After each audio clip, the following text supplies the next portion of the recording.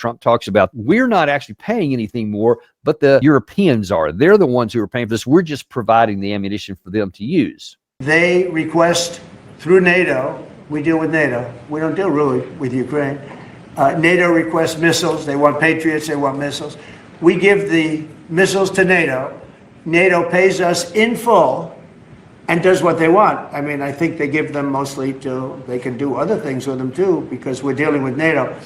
We pay no money to Ukraine. We gave $350 billion to Ukraine. But the bottom line is, we are going to sell stuff to NATO, and then NATO is going to give it to the Ukrainians. Now, that's also similar to some of the deal that President Trump got with an economic deal he did with the European Union at large, where they have to invest a lot of money, and part of their NATO funds and whatnot says that they have to pay up to 3.5% of their own defense systems, and then they also have to spend an additional 1.5 on top of that for a total of 5% of investments, etc. So that's requiring a lot from the European Union or NATO writ large. But there's a problem with that. There's a couple of problems. Even if all the money in the world could be found on the European side, there is a bottleneck on our side. Two bottlenecks, to be specific. One is in our stockpiles.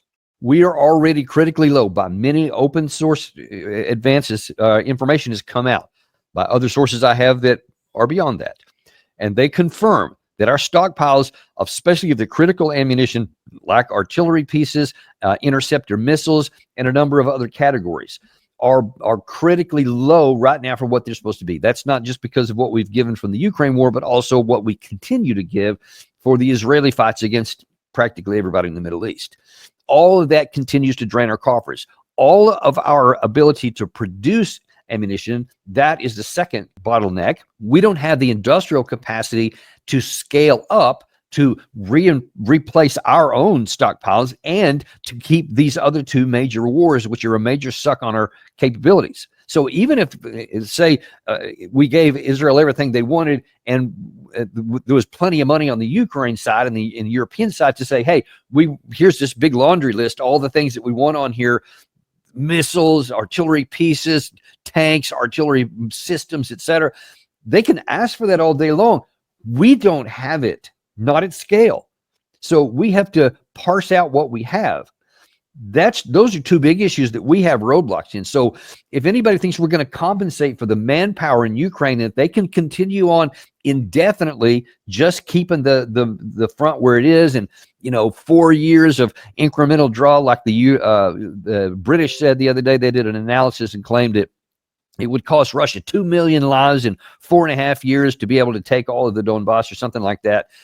You can make yourself feel better about that, but the battlefield math doesn't line up with those estimates, because that seemed to only calculate just a simplistic, all right, well, it did take them the X to go to Y over Z time frame, and so just drawing a pencil and drawing a straight line out there and saying, oh, okay, well, there you go. It would take another 4 years, and since we claim on our own with no evidence that Russia's lost 500,000 men, so just do this simple direct math, and that's now 4 million.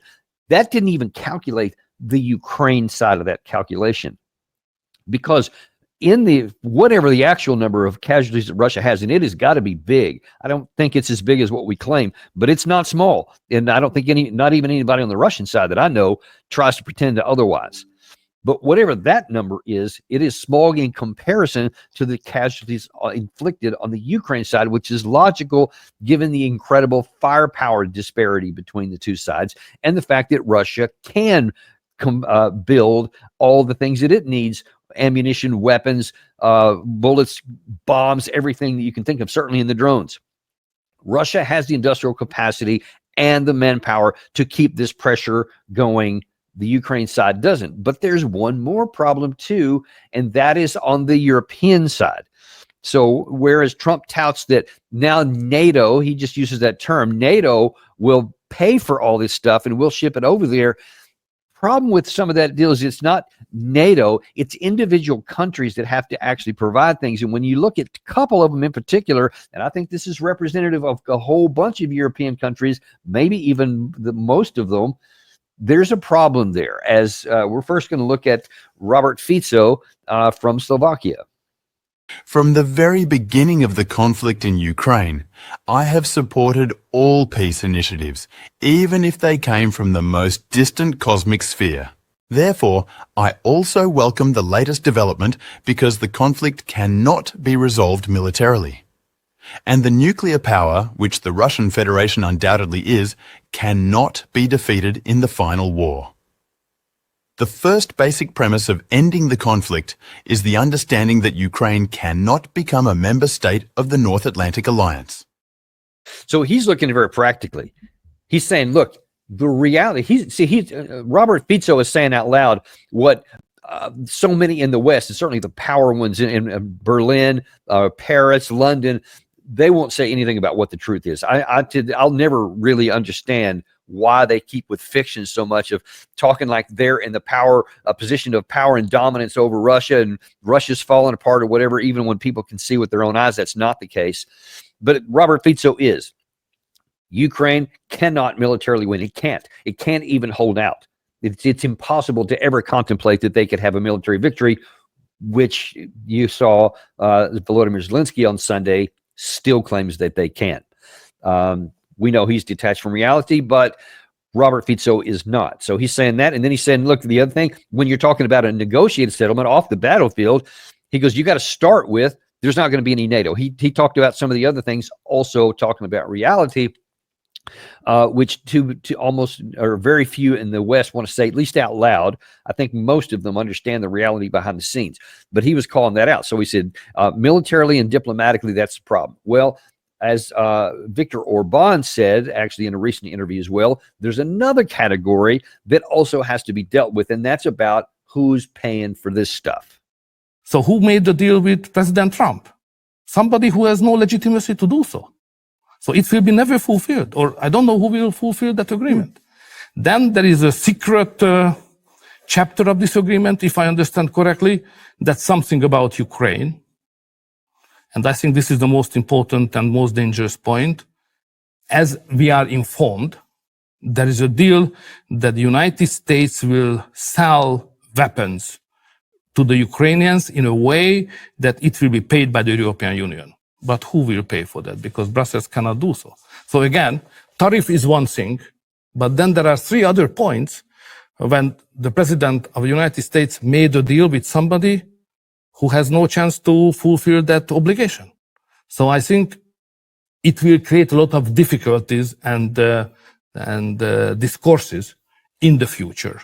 Because President Trump will say, why this agreement is not fulfilled?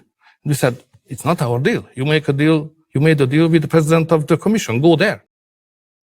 So he's saying now, you and Ursula von der Leyen signed this from the European Commission, or Mark Rutte from NATO. And he said, yeah, go to them, get them to pay. So the thing is, NATO per se, the headquarters, it's just an administrative organization. It's not a sovereign entity. It doesn't have cash. It doesn't take in funds and issue out funds, etc. The member states do. So you have to have Viktor Orban from Hungary, or from Slovakia, or Romania, or Poland, or Britain, or France, Germany, etc. All these different individual countries, they've all got to agree that who's going to pay for this, because you're asking them to pay for stuff on top of them already having to advance their own industrial, their own capacity in militarily to get up to this total 5% increase in GDP at some point in the future. So you're asking them to double dip when they're already significantly struggling in their domestic economies. And for most part, the people in these countries don't feel like that they're actually threatened by anything. So in order to do this, and this is a big problem in UK right now, where Keir Starmer, of course, he's the biggest cheerleader for Zelensky, but he's having to deal with his own fire brigade issues to put out fires domestically in his backyard, because there's a lot of people saying, man, you're giving all this money to immigrants. That's a big issue in UK. You're giving now money to Zelensky, etc. And then you're cutting services for our people. Our people are struggling to get their bills paid. There's wage stagnation is a big issue there. And they're saying, wait, you keep reducing because you don't have enough money, but you are giving it elsewhere. That's just what I know of in the UK. I can imagine similar concepts like that are going on in other countries, definitely in Slovakia, definitely in Hungary as well. And you see Orban, who is a definite friend of Trump, is not shying away from saying, hey, don't come looking at me. I didn't agree to anything. I did not agree that I'm going to buy stuff for Ukraine. And further in that interview with Robert Fico, he made the same comment. He said, don't come to Slovakia and thinking you're going to ask us to buy stuff and then give it to to Ukraine. We're not going to do that.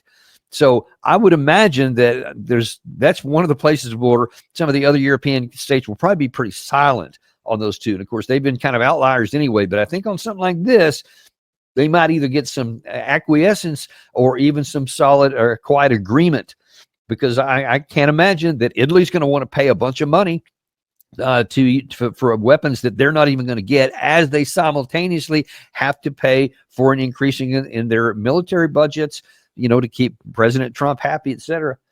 So it's one thing to have these really great meetings, and it's one thing to have these signing ceremonies and huge numbers get tossed out around there, like in Japan, South Korea, the European Union, etc. Some of these others, they all look good at the signing ceremony, but then the devil's in the details, as you may understand from watching our show, is what we always go to focus on too, whether it's the physical ground on the battlefield or the physical spreadsheets in different countries.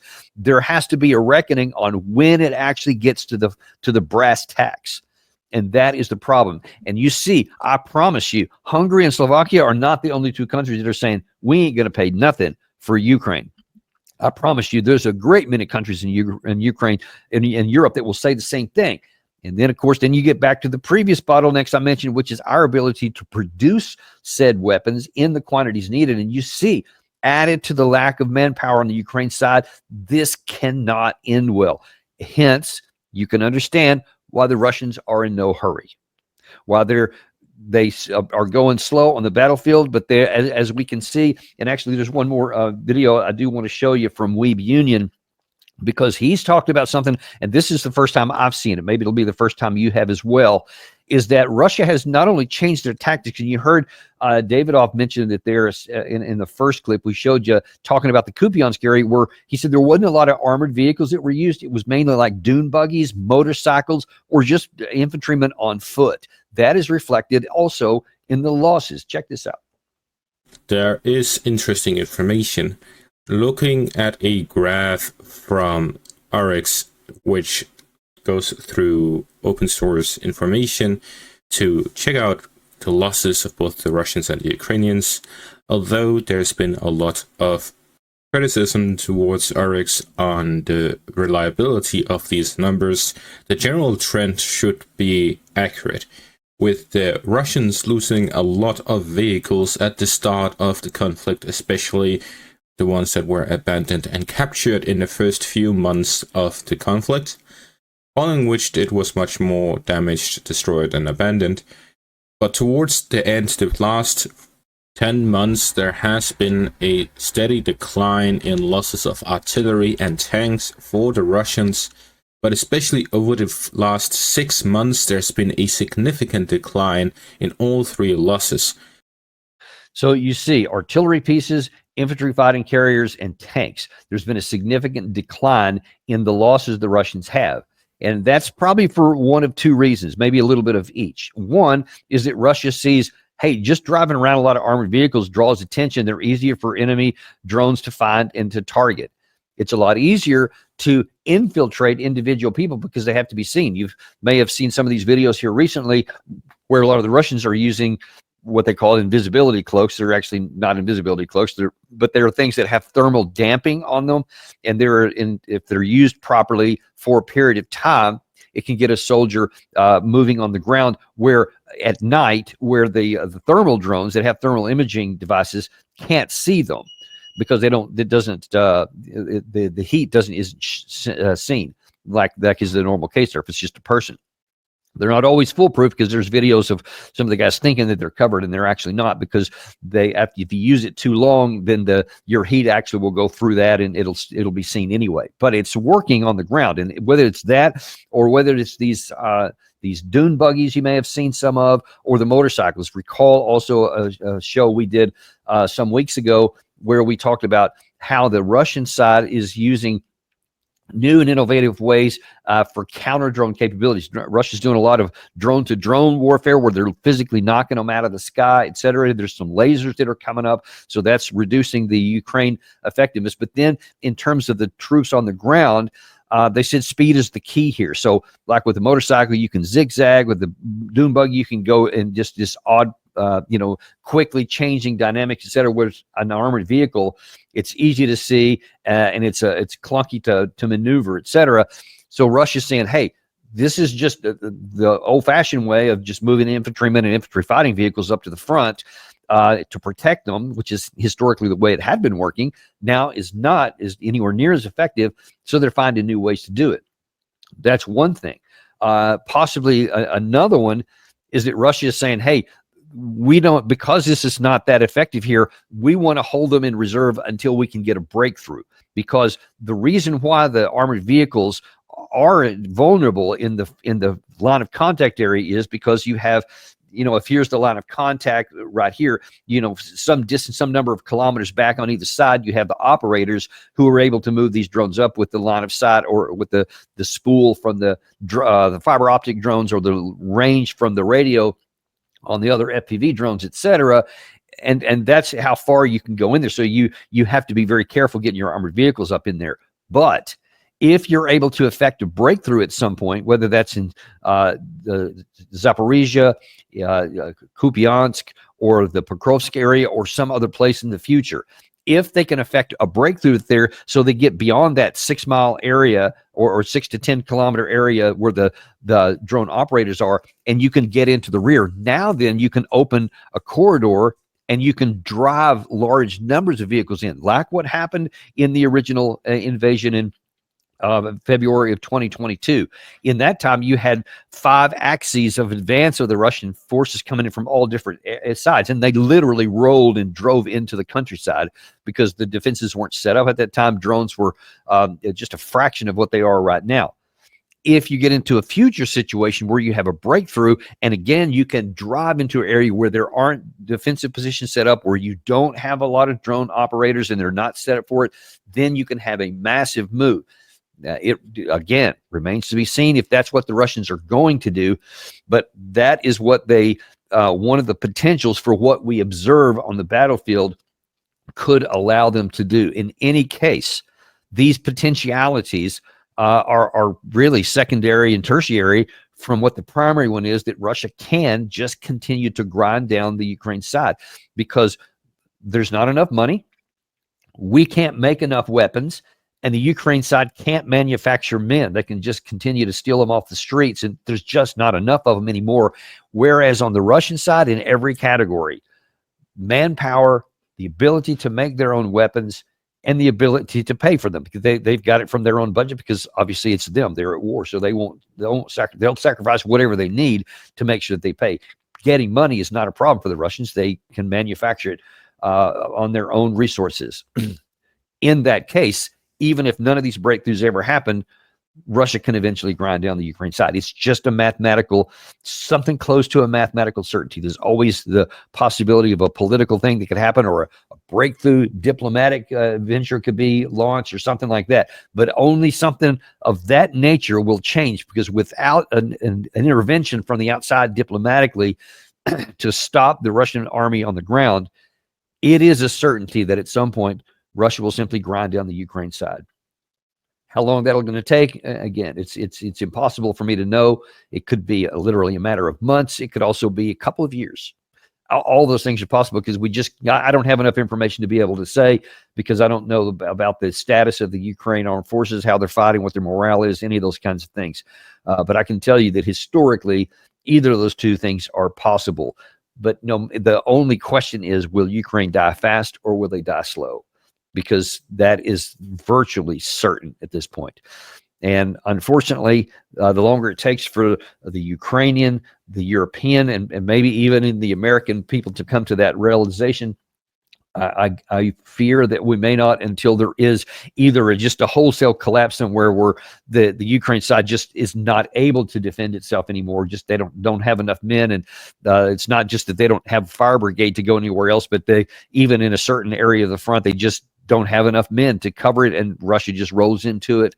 I can't say, but I fear that it'll take something like that for the West to finally recognize it, even though the logic is pretty much there for anyone to see who's willing to see things as they really are, as Viktor Orban does, as Robert Fico does, and as the Daniel Davis Deep Dive does. We've been telling you this from the beginning, and unfortunately it's playing out in grossly slow motion, painfully slow motion, because of the supreme cost to the Ukraine side as it does. That's our show for you today, folks. We really appreciate you joining us today. Look forward to seeing you tomorrow on the Daniel Davis Deep Dive.